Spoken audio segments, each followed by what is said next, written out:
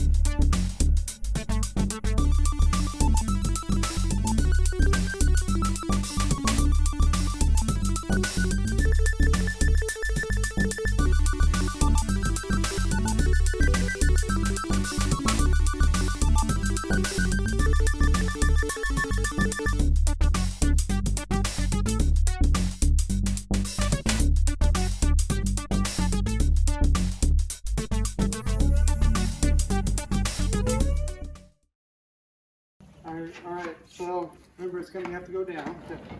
You got it? Yep. My dad always says the arcade game isn't that heavy. It's always that heavy.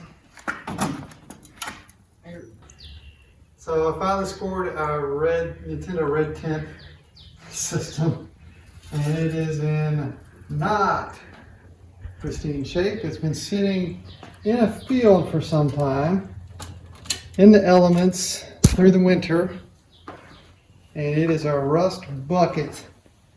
So I'm going to see what I can do with this thing, if there's anything salvageable or not.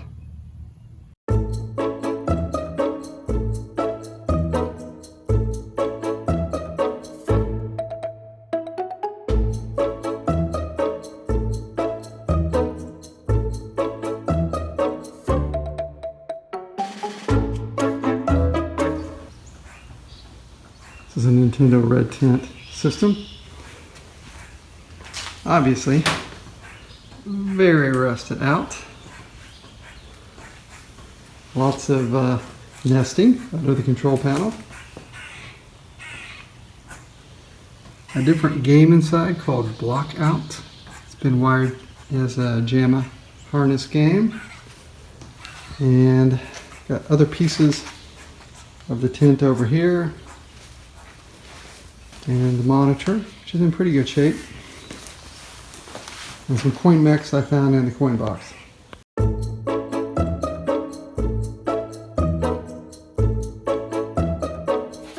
Alright, so I'm disassembling everything right now. I just took out one of the coin chutes. So that's going to go in a little pile over here. And we're kind of getting down into where we can see more of the bare metal down inside. When he brought this home, I had no idea how he was going to make this work. It was a complete rust bucket. So let's look in the trash can and see what you dug out. A lot of nuts.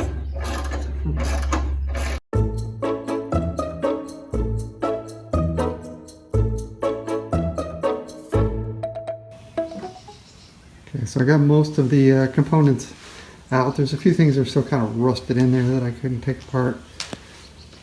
So this is where we are. We've got big holes there and there, and starting right there, but overall we're still reasonable.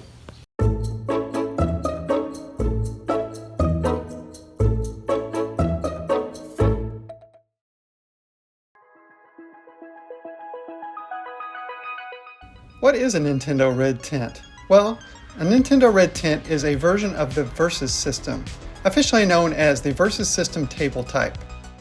Nintendo made several Versus System cabinets. They made a full upright, a unisystem, a dual system with 2 monitors, and the Red Tint. And they held early Nintendo arcade games, just like on the NES, but different. And you could play across from each other, sometimes 2-player or even 4-player, like in tennis.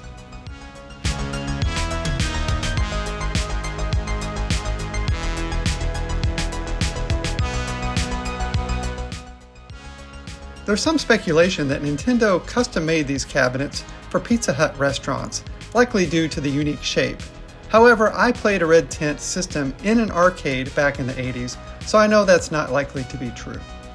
Red Tint systems are highly collectible, mainly because they merge video game collecting with arcade collecting, and depending on condition, can sell for anywhere between $2,000 to up to $2,500. Now you're playing with power.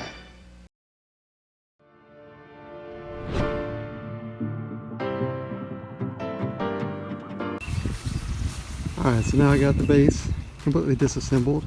Use a little spray and wire brush to see what kind of job I can do with this rust.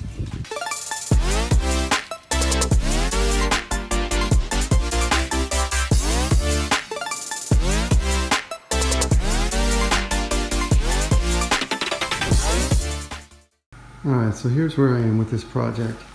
Today I have to come work on some of the rust on the legs. I've gotten the entire tub, I will call it, of this thing cleaned out, most of the rust off now, and boy is it holy. So I'm not 100% sure about this part yet. So now I'm soaking it in the rust removal gel. Give it a half hour, see what it does. Well, that's one coating of the stuff done, and did all right. I've sanded it, and now I'm going to try some aluminum foil and coke. All right, I'm going to work a little bit harder today on these stainless steel legs, or they may have been chromed, but they're not chrome anymore. So I've got most of the rust off of this. Some of this is the chemical remover just kind of spilling over and getting on parts I've already done. I've got some flat discs here, 4 different grits. I bought a big bundle of them on Amazon. So we're going to see how they do with the angle grinder and see if we can get this thing looking shiny.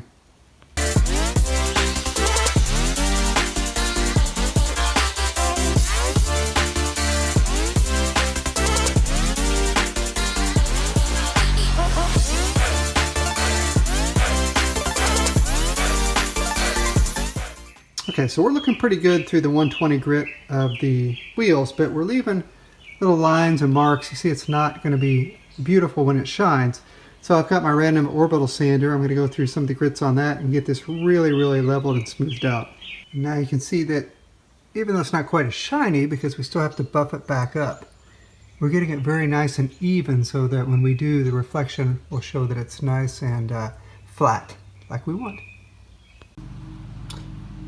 Okay, so this is discs up to about 180 grit, and the problem with using discs on metal is that we don't really want to polish in a circular pattern too much. We really want to go straight up and down in one direction on the metal, and that gives it the best possible polish. So at this point in time, I'm going to switch to basically a block sander and go back and forth, and we'll give it a better shine.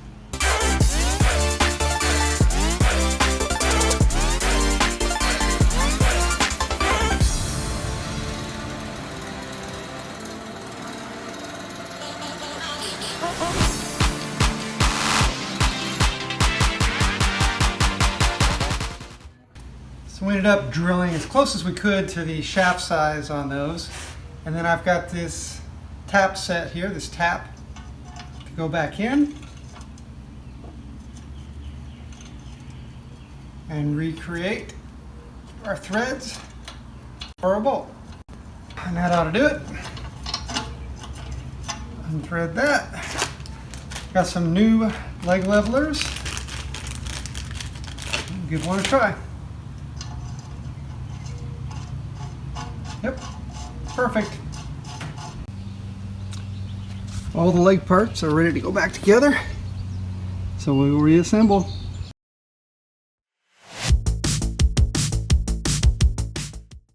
I've decided there's no way to really patch that up, even with the fiberglass resin. That's going to be satisfactory. I might have some touch-ups, but I'm use this roto zip. I'm just going to cut out a section of that, get to the good metal on the edges best I can, and we'll just put a new bottom in it.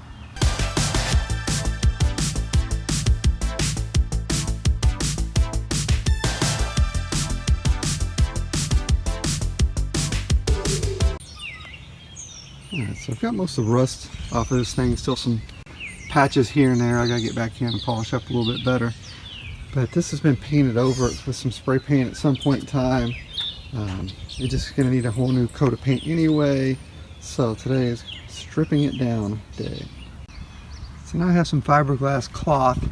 Couldn't really get much of this paint to come off of it, which is fine. I'll sand it off. But now I'm gonna start working on some of these holes and divots in the corners that'll be too hard to get to after I put a top layer of sheet metal on.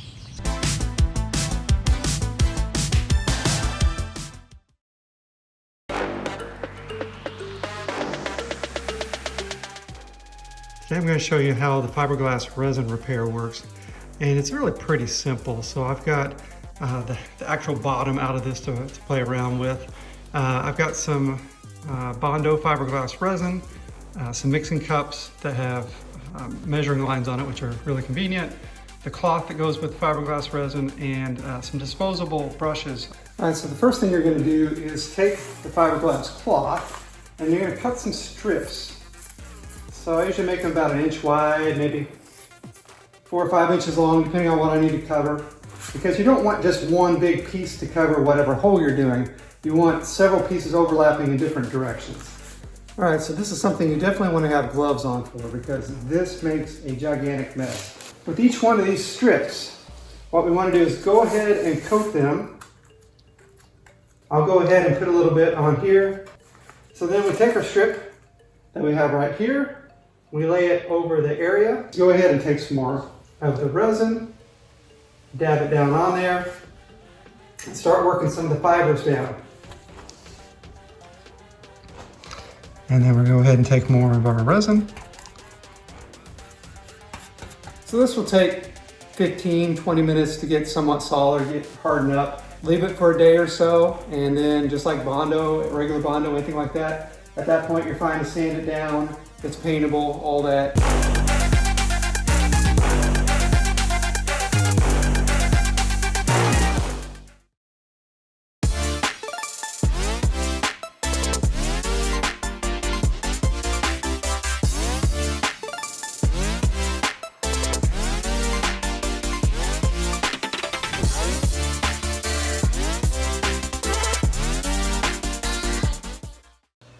Okay, so now I've taken this monitor out of the red tent. It was the only one in the red tent.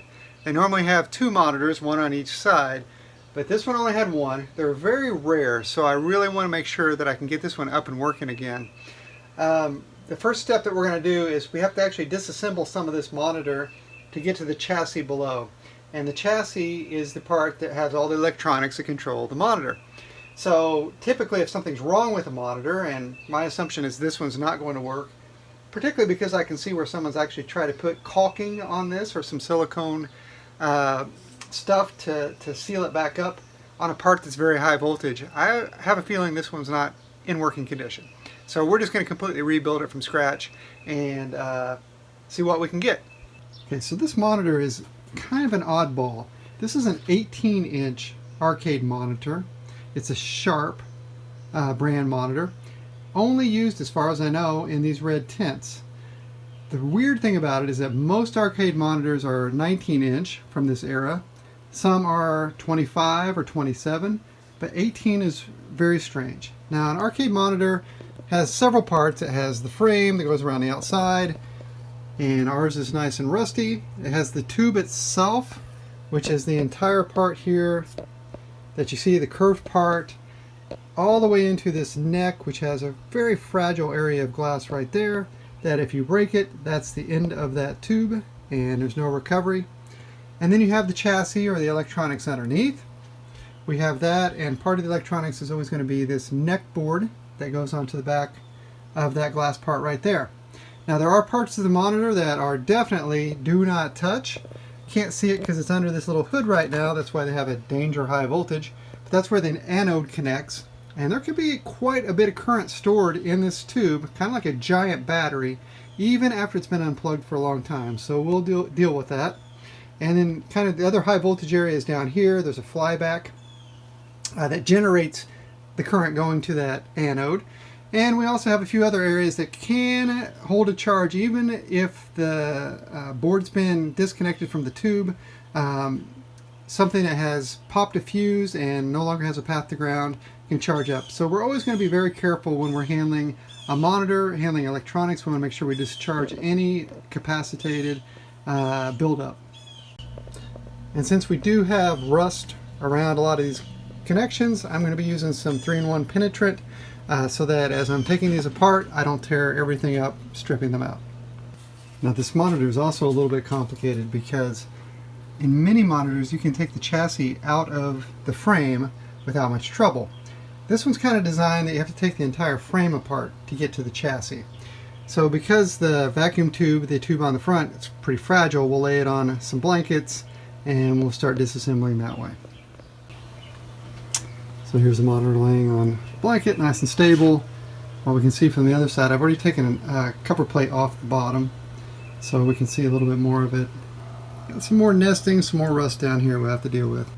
Actually, now that we have this on the side, it's a good idea now to discharge this anode. And the way that I like to do it, and a lot of people like to do it, is just to take a screwdriver. There's a metal clip right in the middle of this. You can always tell when you have it. Lift it up, touch the clip, touch the metal frame of the chassis. Sometimes you hear a nice pop go off back there. Not always. That's the first step. Second step is to pull that cap off. I will usually use a pair of needle nose pliers with one hand and plastic grips to avoid any kind of contact with that tip. And now I've removed the cover plate that's helping protect this neck board. The neck board is basically just something that is stuck on the end of this, and you can wiggle it free just like that. Yes, it makes me nervous when I do that, then I'm going to break something or pull a pin out. But this part, the neck board, is part of the chassis and needs to be disconnected from the tube. And there's always one more connection that needs to be undone, and typically it can be a set of wires that are these colors, close to these colors anyway, and they go down and they connect to the neck board. That part that I was just pointing at is actually called the yoke. That's the part with all the copper windings, and it is always connected like that. The yoke has to stay on the tube, well, it does in our case, when we're doing a cap kit, and you can change the yoke if you need to on a tube. Some people do that, I've done that, but typically you want to leave it as it is because it's got all kinds of adjustments built in for how the beam's going to hit the tube, and we want to keep it if we can. There's also typically two more things that have to be removed before you can get the chassis out. There's always going to be a ground strap running from the monitor. It's soldered in over here, which is pretty typical. A lot of times it's soldered in on this neck board, so you actually have to desolder to get it out. This one luckily has a plug, so we'll be able to unplug it. And the other is what we call the degaussing wire, or degaussing strap. This runs around basically every tube you've ever seen, televisions, anything like that. It almost always comes in onto the board with the two-prong connection down in here, which we will get out behind this connector. It doesn't matter, there's no polarity, you can switch it either way, it's going to be fine. And what it does is it basically keeps the purity of the colors correct, magnetism that builds up. So if you've ever seen a screen where a corner is kind of yellowish but the rest of the screen is the right color, a lot of times that's because it needs to be degaussed. You can do that by hand with a certain tool, but typically it's built in to the monitor, or even has a switch to let the user degauss at will. Alright, so there we have it. We got the chassis out by itself and the tube by itself. We're going to put this somewhere safe so we don't actually damage it, and then we can work on this thing. I think that is it for getting this thing apart and out of the frame. So now we have just the circuit board to deal with. We'll clean up this frame separately. This is what we have. So my next trick is typically to blow some compressed air through this. It's got a lot of rust in it.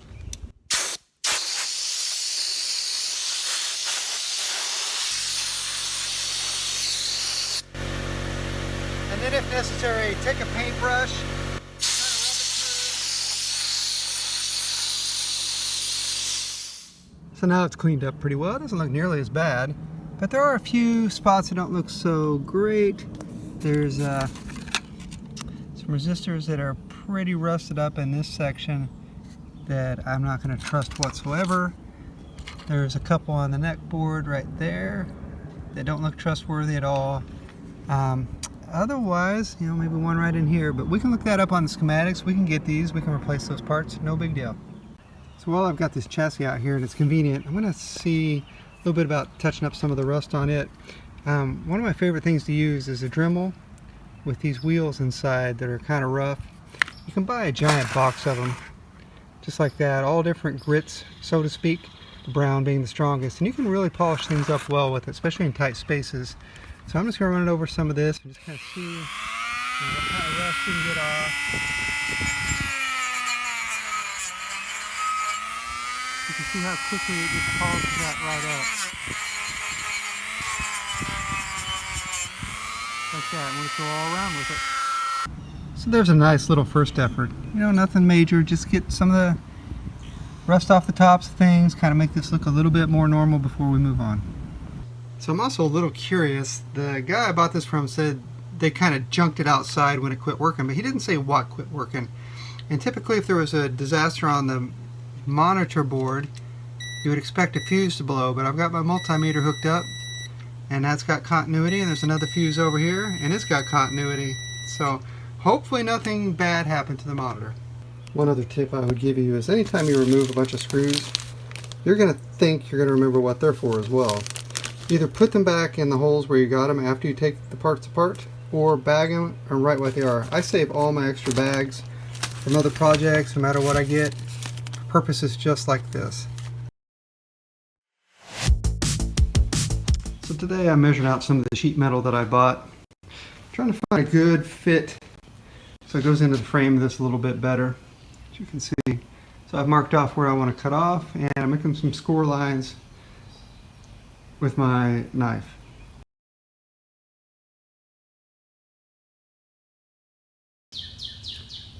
So I took a little time this morning to mark off where I need the sheet metal cut to properly fit the bottom of this well and the different cutouts that go inside of it. Of course, I always have to mark one line wrong as I'm doing it. It never fails.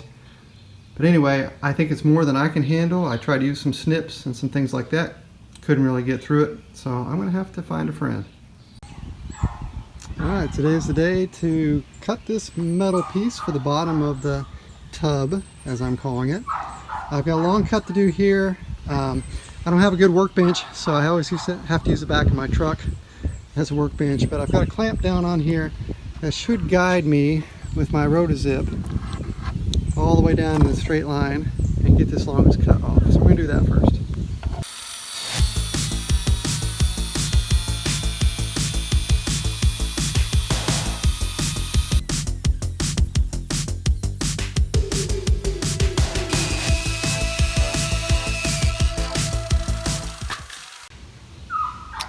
Now that I've got both the long edges cut, I'm doing the smaller cutouts for the posts. So what I've done is I've drilled progressively bigger holes in the corners of these, and then I'm going to use my jigsaw to cut it out the rest of the way.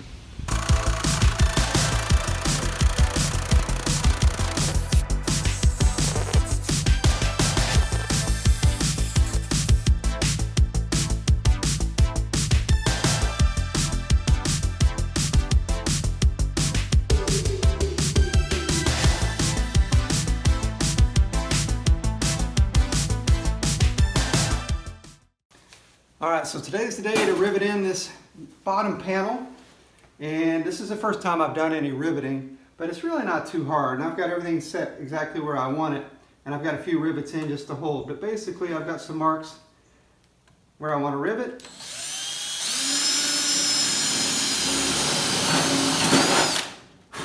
Drill a little hole down in, drop the rivet in, like that.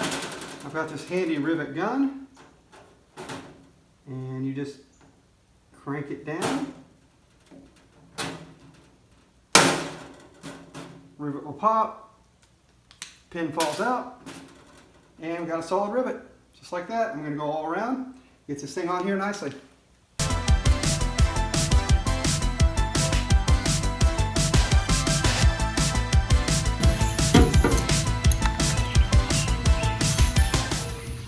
And here's where we are with the inside. See, we've got our screens down here. We've got these pieces riveted back on. Got the coin boxes. Next step, we've got to put the holders in for the transformer on the bottom. But starting to look like something.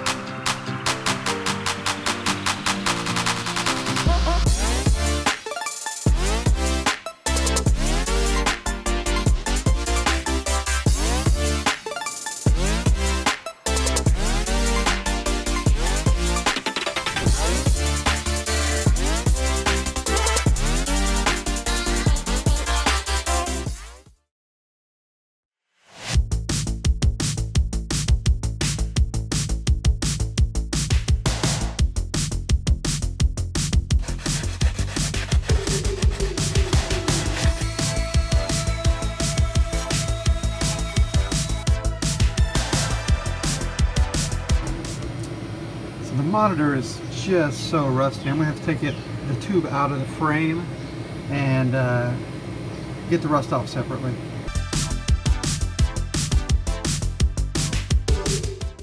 Today is chassis repair day.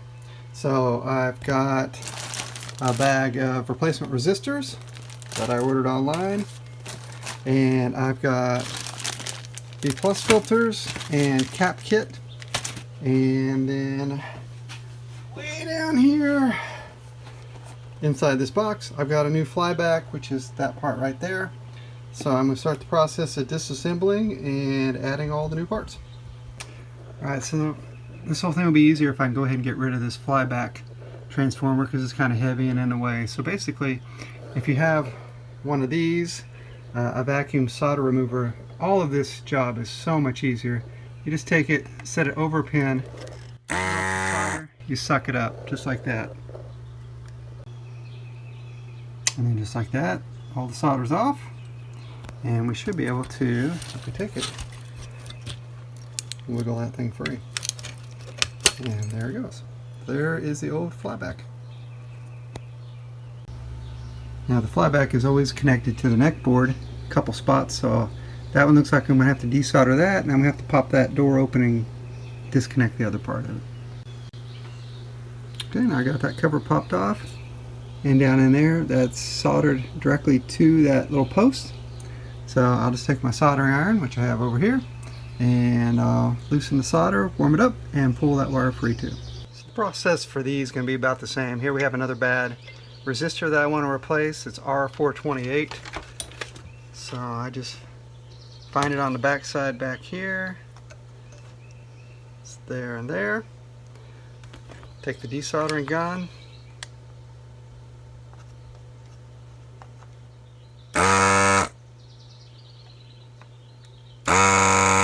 Remove the solder.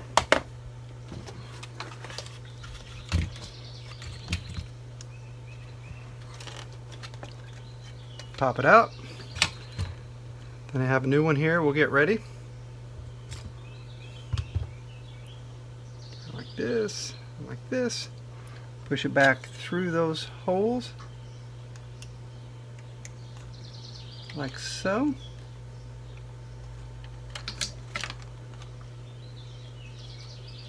Bend these over so I can keep it even.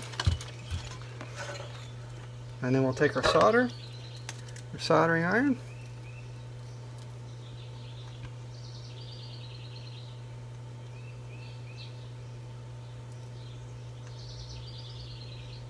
Sure we get a good, nice, solid flow of the solder onto the wire and onto the pad. And trim the legs. And that's what we'll do over and over again.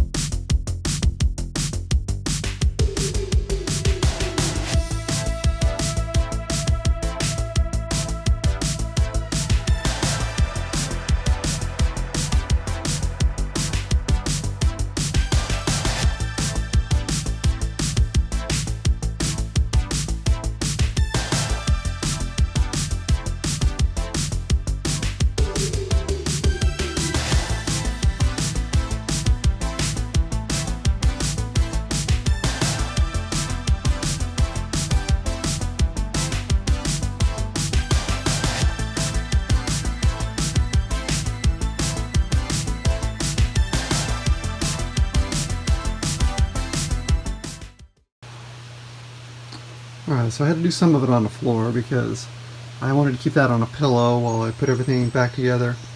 So here's what we're looking at now. Just gotta hook all the wires back together and maybe test this thing out. Alright, it's a moment of truth. I have rebuilt a good portion of this monitor chassis. Got it all cleaned up. Everything put back together. I don't know what was wrong with it originally.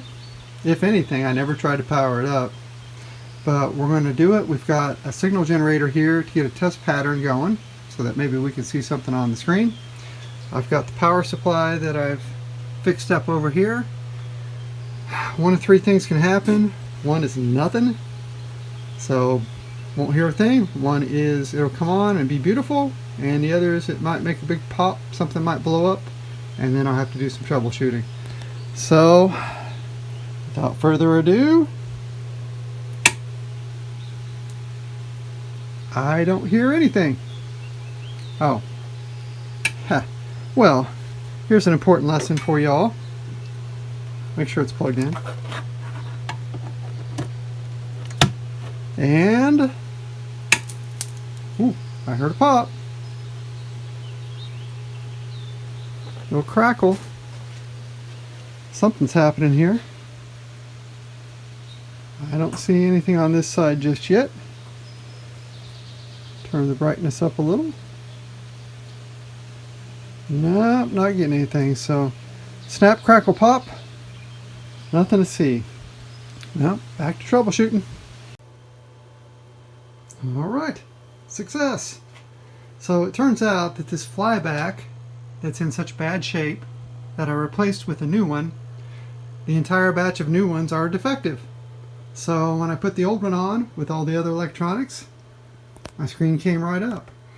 I've got this pattern generator here. I can go through different modes, check out the different colors. Of course it's going to look a little weird in a video, but so far so good. So I've got the Versus Golf hooked up to the red tint monitor. Not getting any green signal, so it looks a little funky. But that means the Unisystem board works because I can play golf. Alright, now we got it. Got all of our colors. Don't know why.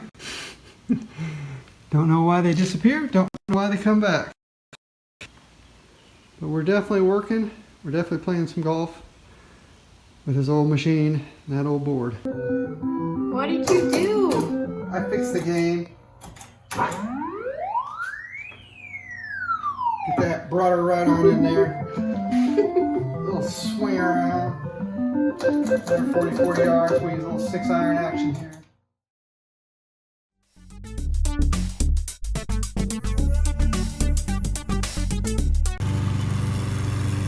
Today's the day I'm going to start working on one of the control panels here. And as you can see, it's got plenty of rust like everything else. The controls themselves don't look too bad. Looks like there's been some mud daubers or something making nests in here. But some rust and everything else, I'm going to take it all apart and see what I got. Well, I've been disassembling everything as much as I can, and I got quite a bit of the rust off. I've got more sanding to do, of course. But now I'm getting to all these little metal pieces and parts, and that's going to be really awful to have to deal with. So I bought some Evapor Rust, or Vapor Rust, however you want to say it, and I'm going to soak them in it tonight and into tomorrow and see if it's as magical as it says it is. I'm actually pretty impressed by this Vapor Rust stuff. I've kind of fished around. I even put the plastic pieces in there just to get any plastic debris or rust debris that's still stuck to them. And I fished around a little bit and things look much, much cleaner. It's amazing.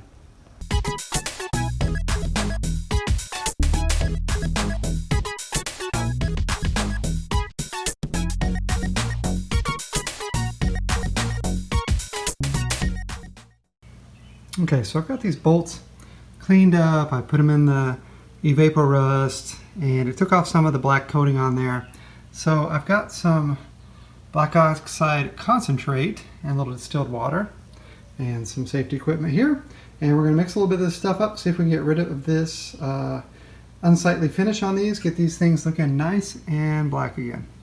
Okay, it's 1 part concentrate to 8 parts water. So I'm going to put the water in first. And we'll take this, take it up, and I'm just going to toss these guys in.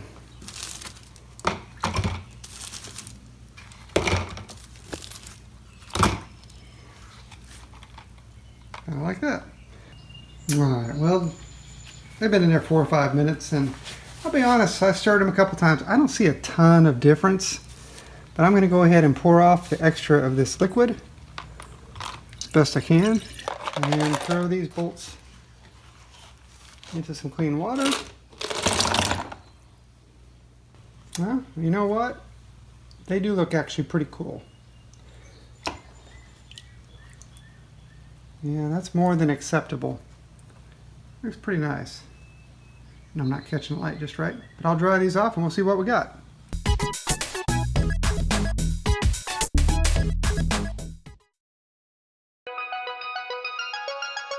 Well, I just got done spray painting the inside of this.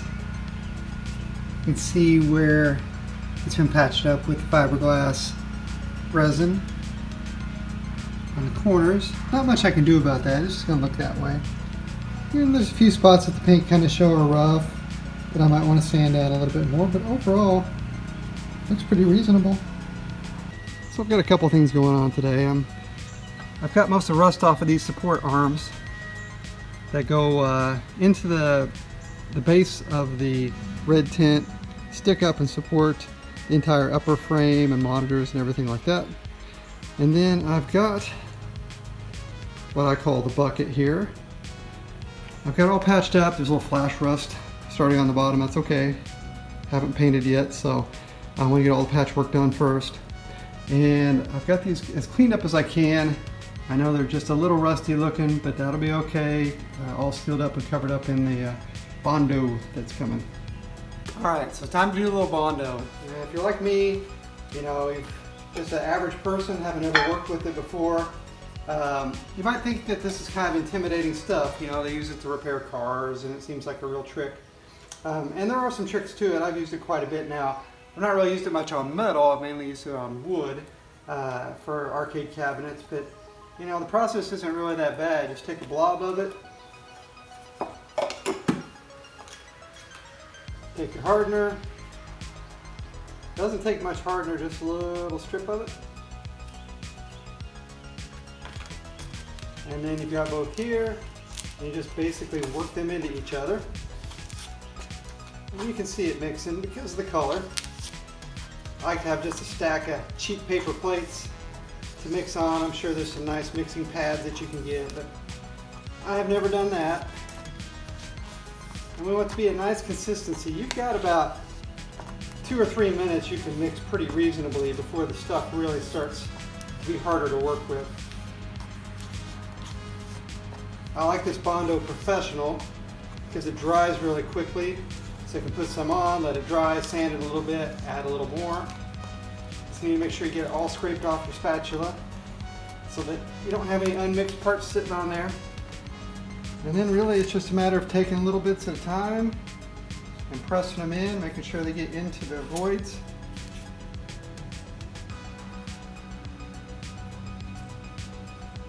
You don't have to go for everything at one time. As a matter of fact, the last thing you want to do is get way too much on there and spend a whole bunch of time trying to take it back off.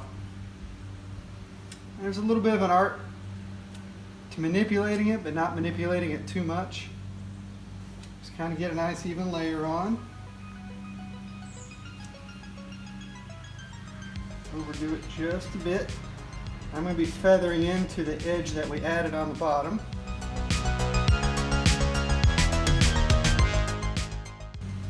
And you'll get to some point with this material where instead of feeling like soft putty that you're just laying on top, it wants to stick to itself, be a little firmer, a little more like caulk maybe. When you get to that point, it's time to stop, because you'll just keep smearing it around and you'll keep pulling it out of where you've already put it. I'm starting to get a little bit of that already with some of this.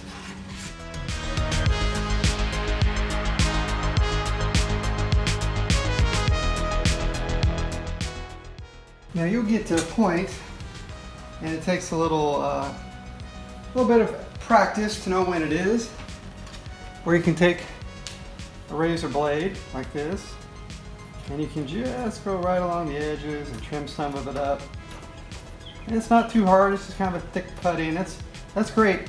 But I got this other tool, this rasp, and it's made for this kind of thing. I'm going to give it a little try, just kind of back and forth a little, kind of cheese grater.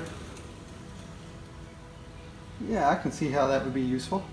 So just kind of go back and forth, just give this a once over before it gets too hard. Our goal is not to have the whole edge be just Bondo. We want to just fill in the low spots. So we want to get it back down to where we're almost on the metal again, or we can see some of the metal coming through. If we get that, then we're right on the money.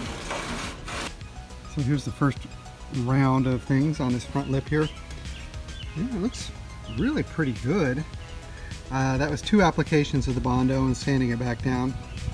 I do a trick with areas like this. I cut up an old box, something glossy like a waffle box or something like that, cereal box, and just tape it to the inside of this with some painter's tape, and then I just run it up to that edge and then peel it off before it's set. And the other thing that I did mention before is you do want a block sander of some sort, 80 grit sandpaper, just run it back and forth. You'll think you have it perfectly smooth, you know, all these edges will be perfect, but when you put some primer on or some paint, you're going to see you leave lots of little lips. So you have to really work it quite a bit to get it down to the edge of the metal. But so far so good. I'm going to move to the other side. Well, we no longer have holes for corners. We've got Bondoed, cleaned up, sealed up corners, and where all the dents were, all smoothed up.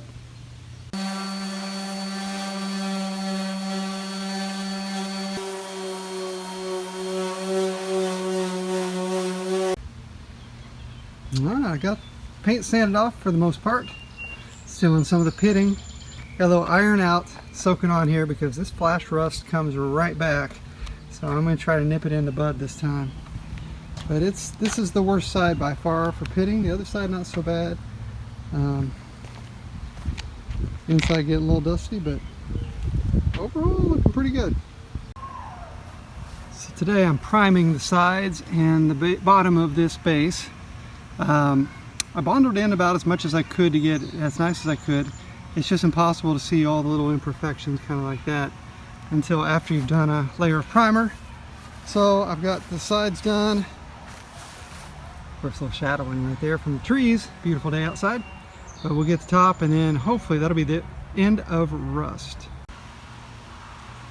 Now this just looks amazing compared to how it started, at least. Completely full of holes. Completely covered in rust. One solid piece now that I can do something with. It's time to go ahead and fill in some of the holes that we have and some of the other metal parts, so I'll get them cleaned up and we'll do our same trick with the Bondo resin and the fiberglass cloth. Alright, today's the day that I'm hitting this thing kind of hard. It had a ton of rust on this end. I've got it pretty well sanded off. I've actually done quite a bit of the inside. I've even patched some of it with the fiberglass resin. I've got more holes that I'm finding as I continue to sand.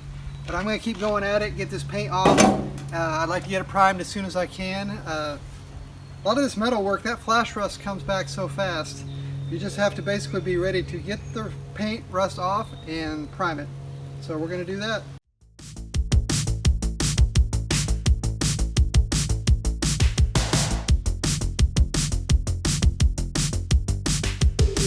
Alright, here we are, as sanded down as I can get it.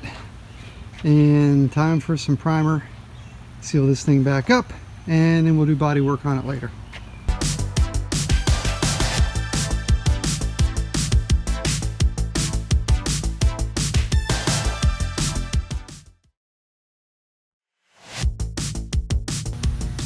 Well, today I'm going to do my spraying of the main metal parts. I've got my not very expensive paint sprayer here that I don't mind abusing a little bit.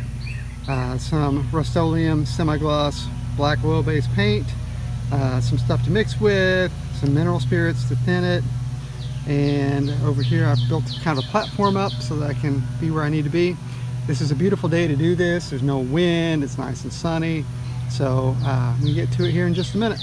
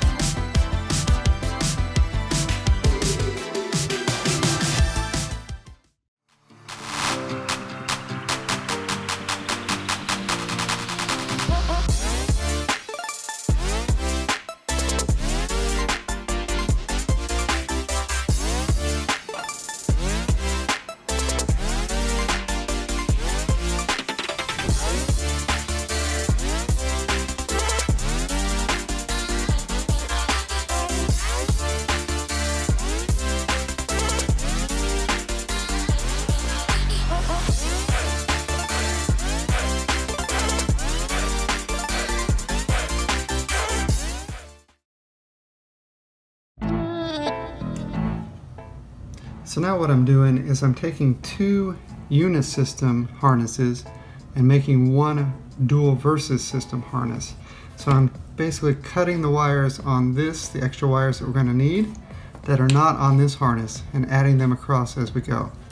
So basically the next one that I have in line is this blue one. So I'm going to cut it, kind of get it unraveled from the rest, right in through here. And then I have this awesome tool that strips the end of wires for me. So we strip it like that and twist it a little. And then I'm going to take a little solder and my soldering iron.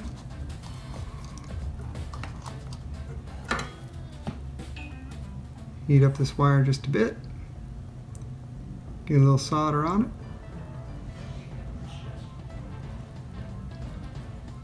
Just like that, which would be called tinning the wire. And then I've got a little piece of heat shrink tubing that I've cut to be the same length as all the others. And slide that on. Move it up just a bit, get it out of the way. Now we're going to prepare our eyelet here. So we're going to heat it up. And then we'll get a little solder to run across it. Kind of like that. Doesn't take a lot. So I'm just going to hold the wire over the top. Push it down. Let the solder flow. Let go. Let it set. And then we can take our heat shrink tubing, I've already left the last one too, exposed. And slide it down over the top. Slide this one down over the top as well. Get over the hump there, just like that. Slide it right on. So now we have that ready to go. And then we'll skip up to the white one here. Now there's going to be a couple that are blank because they are for player 3 and player 4 start, which the Unisystem doesn't have. So I have to add those on later. And not only do we have this one to do, but we also have a smaller one to do that has more of the controls. So we'll get to that in a little bit. That's basically how we're making our own custom harness for both sides of the dual system.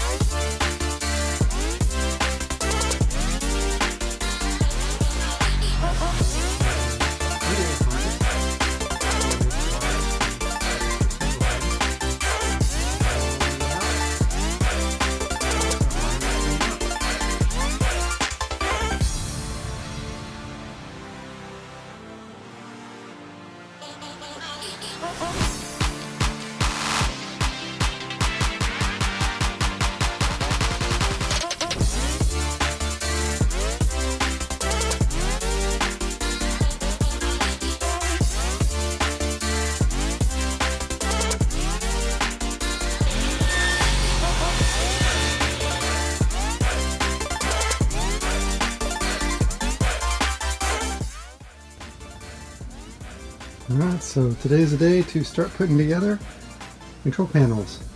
This is the old one off the versus Unisystem. I might steal some parts off of it if necessary. I'm going to try to use all the original if I can.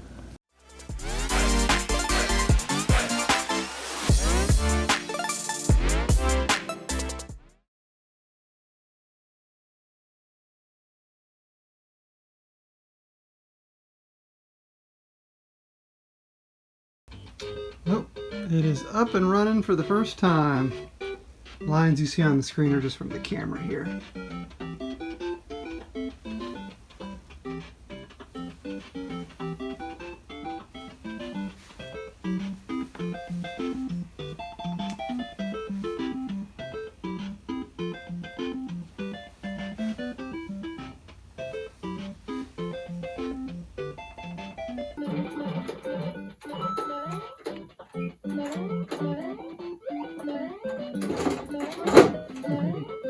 I don't have it screwed on yet. If I get too crazy, that's what happens.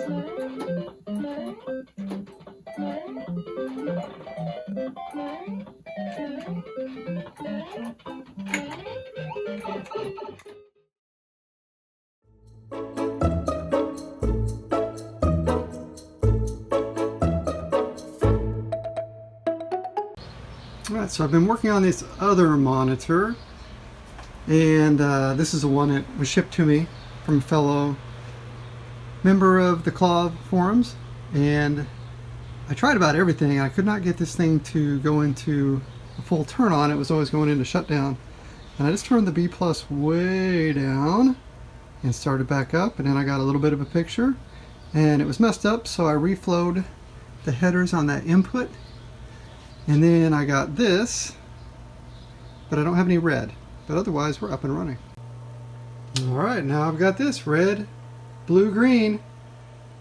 Just had a bad connector at the invert switch, so I resoldered that and got my colors.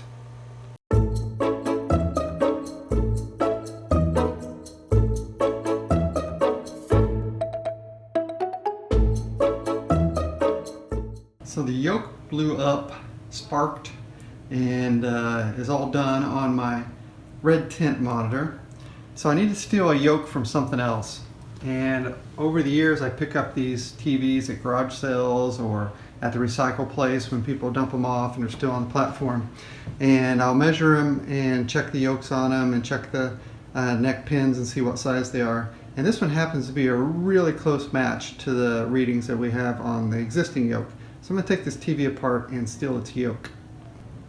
And this is what the yoke looks like. It's got all the little copper windings in there. There's a couple different, typically tube sizes, the neck pin size. There's a little one like this one, and there's a fatter one that most arcade games use. We're not worried about this part because we're not going to use the entire tube here. We only need this part. So we're going to get all this stuff off of here and then try to pull the yoke off. Okay, so here we have the yoke out of the television, and we've got kind of a horizontal deflection and the vertical deflection, and the red and the blue we can measure right here at these pins, and we can see that it has a resistance of about 3 ohms. Now that's not the end all of figuring out if yokes are compatible, but this is about what we want to see because the yoke in the red tint is very close to that value, and these can vary quite a bit. And if we look at the other dimension, we've got 14.9, which is pretty close to the 14 something that the red tint monitors are supposed to have. So we've got a really good match on this one. I'm going to take this other yoke off over here and we're going to see where it blew up. So this is kind of funny. This is the bad monitor and this is the bad yoke. Yet on one dimension we're at 5.2, which isn't too far off. And if we go to the other, we're at 14.7. I physically saw sparks and smoke come out of this thing, yet we still get decent measurements. So that tells you something about that.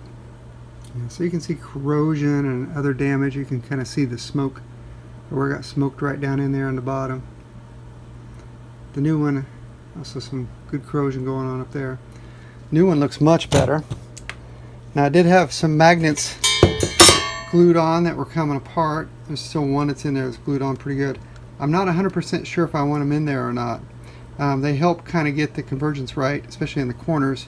And I've got other convergence strips I can use instead. I don't like the idea of these magnets coming loose and falling down onto the tube or getting out of the way. So we'll see. If the picture's really bad, I'll take it off and try again. Alright, well, there's not much else I can do but turn it on. The yoke could be upside down or the yoke wires could be reversed, which is not too big of a deal, so the picture might be backwards. I've got a test pattern generator running on it rather than any of this hardware. I've got the other monitor unplugged for now, so we'll just power this one on. So I'm going to turn it on. I'm going to see if any sparks fly out. Cross my fingers that we get some sort of picture. Here we go. 3, 2, 1. Okay, it sounds okay. Okay, we got a little bit of a garbage here, so I have to figure that one out. Okay, well we are reversed right to left, and our convergence is well off, but we got the yoke on. It needs to be twisted a little bit, reasonably straight. We've got a picture now. We've got something we can work with. The discoloration partly from the position of the yoke and maybe partly from having the monitor outside the cab. So progress. And so I've adjusted the convergence using these brown rings right in the middle right there.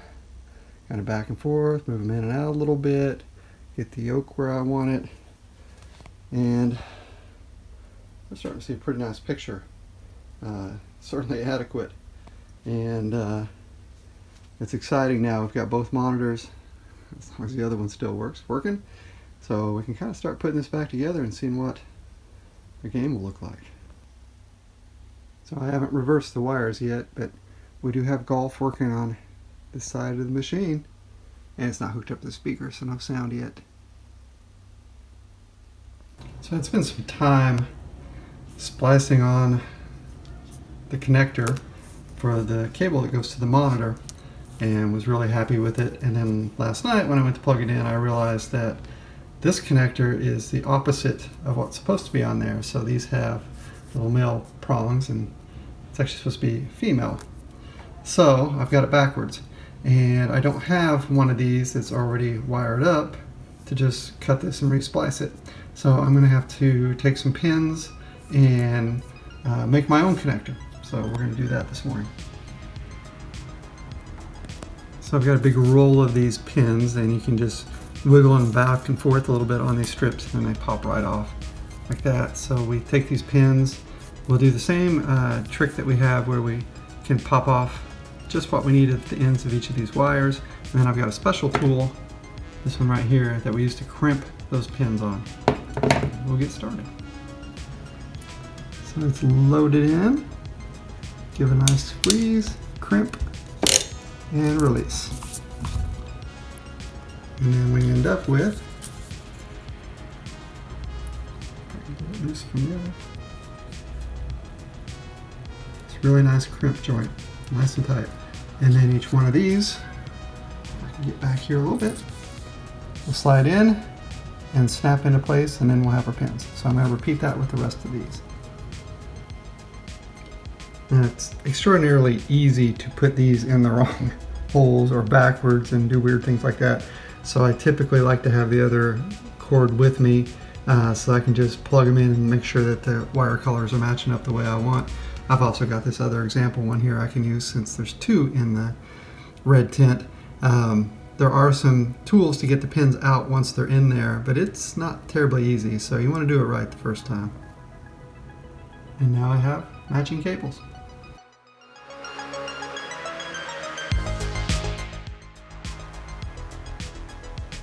A little outside monitor adjustment because it's so hard to get to all the controls and knobs and dials from the inside of this red tint when it's all put together. I've already got this one where I want it, so now I'm going to work on this side, but here's what we're looking at inside with everything pretty well hooked up.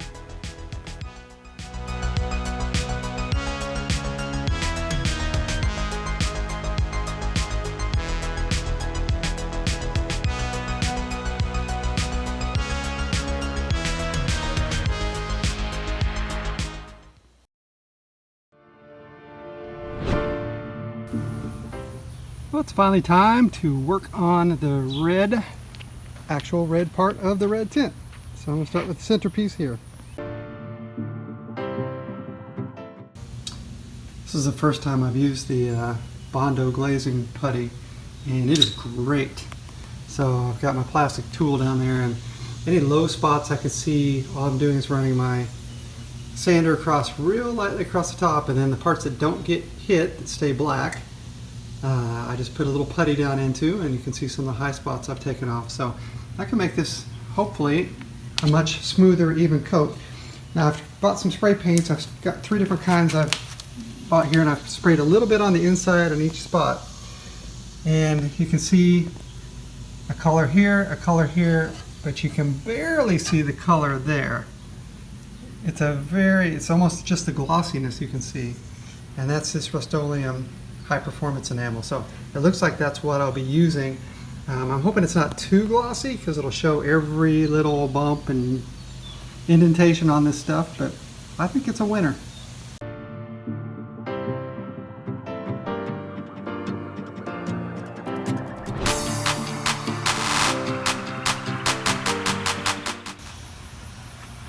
What I did, the paint I picked out on the inside was a little too red compared to my other red tint on the inside, so I switched to something just a little darker, but it still looks pretty bright.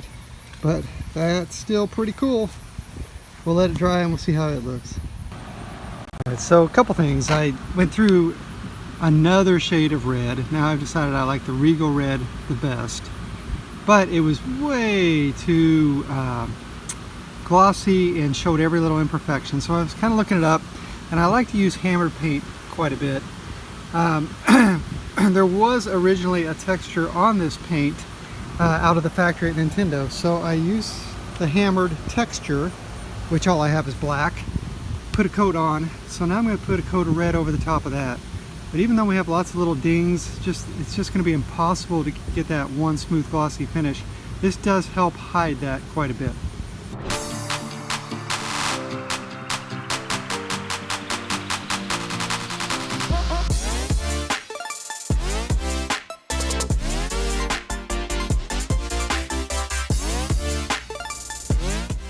Yeah, that worked much better. That's a really nice, almost even surface all the way around. So I've got it set on here, not bolted down, just to check it out. But it's got a nice reflection. Just a little stippling of the paint just made a huge difference. Alright, well, it's time to sand down half of the tent itself. So we're going to see what we can make this thing look like. Now we're sanded and ready for a little primer, kind of see where we are.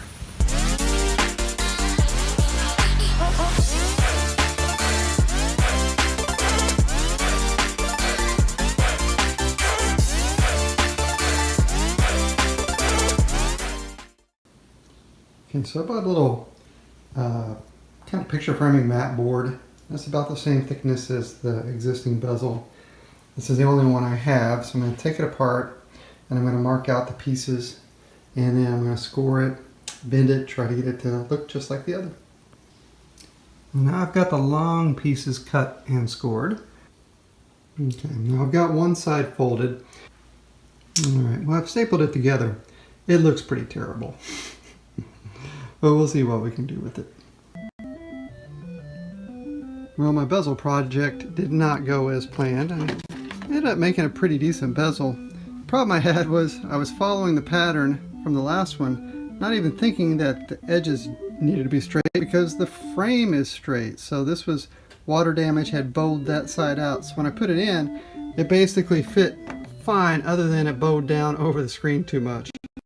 So I'm out of material. I didn't like this stuff much anyway, so I may have to try that one again.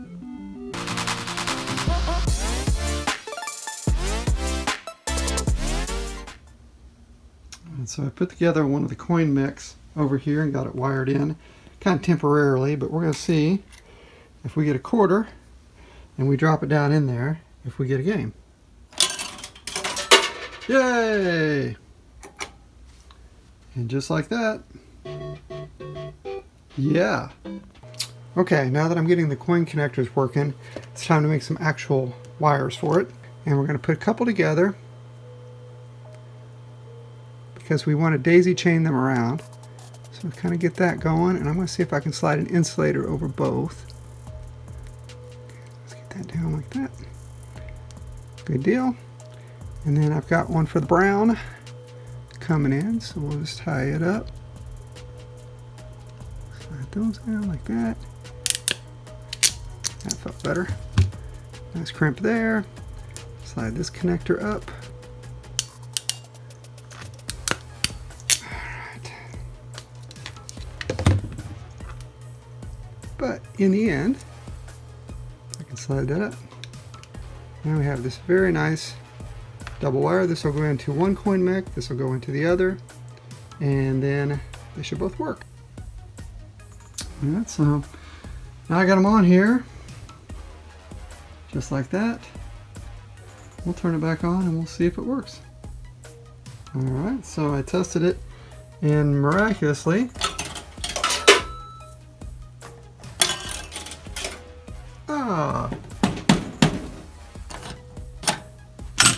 well, I wonder if that's going to test my coin return.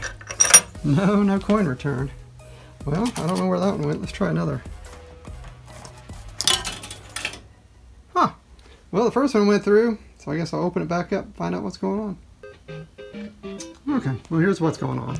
So I saw these tabs here after I made this cable, and I thought, well, it'd be nice if it ran all the way around, but it won't make any difference. Well, it does make a difference because this wire gets pinched right in here, and then the coins can't fall through. So I'm gonna have to fix that. Okay, now we have them routed. I think the way they were originally designed to do, keep them away from these coin drops completely. So I'm gonna close it up, try it again. Okay, it's definitely a very tight space in there. You have to get those just right. So I'd have been over and out of the way, but I think they're out of the way now, and I think we're gonna be okay. So we're gonna try this side first. There we go. Now we'll try this side. Perfect. Okay, one nagging problem that I've had is that one side has no sound. And there are two sound amplifier chips on here. There's one right here and there's one right here. This one is used when you have just one side. So when it was just the Golf and the Unisystem, this is the chip that was working. And it appears to still be working because now that we've moved Super Mario Brothers to that particular chip, that side of the equation, then we're seeing that it works but the Golf doesn't. This other chip should be the culprit. And interestingly, someone has already replaced this one. I can see it on the back of the board where they did their solder work here. So what we're going to do is we're going to remove this chip. We're going to put in a socket. That way, if we need to change chips in the future, it'll be much easier. And then I ordered more of these sound amp chips. They're not expensive. 5 of them were, I think, $10 shipped brand new from eBay and from the US, not China. So we're going to get to it. All right, now our chip's out. So we'll get a socket soldered in there.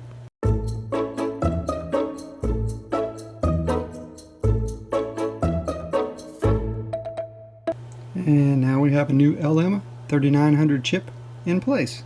So there's the one that had been replaced previously, and here's one up in a socket. And just like that, new chip, we got our sound. So now we got both sides working fully, video and sound. It's time to sand down the other side of the hood. See what we can make it look like. I've already got the inside cleaned up and painted. So this is hopefully the last big rust project.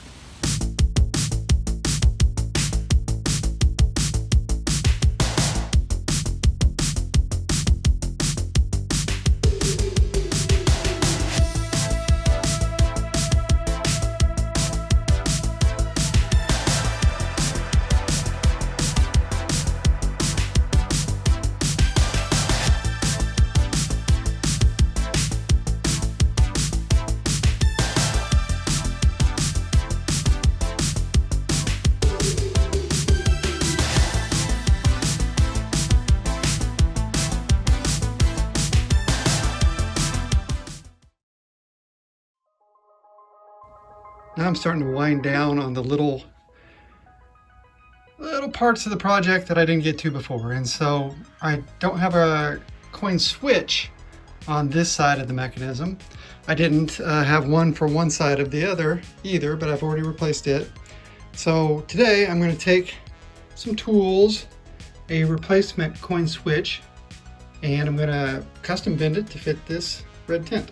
I'm going to do this is I've put this in place. I know when it gets to the top, this is where we really need this to be out of the way of the coin so I can go through. So I'm just going to mark it where it needs to bend, just like that, and then I'll take it off and bend it. Okay, so now I've got it where it's marked.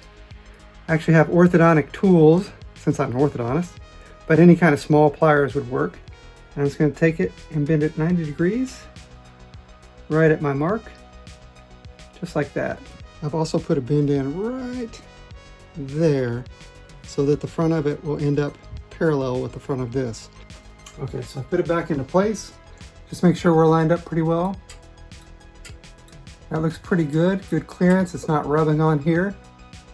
You can see the one on the left right through there, that's a factory original. And here's the one I'm working on. So I have marked the center area down there that we want to put the same notch. then you end up with something pretty much like this. And we just need to make sure that a quarter can fit through when it's all the way down. And it can. Okay, so there's the original. Here's the one I just made. It's got its slot, I've got it hooked up. Time to see if it works. The moment of truth. Yay, it works. We can play Mario.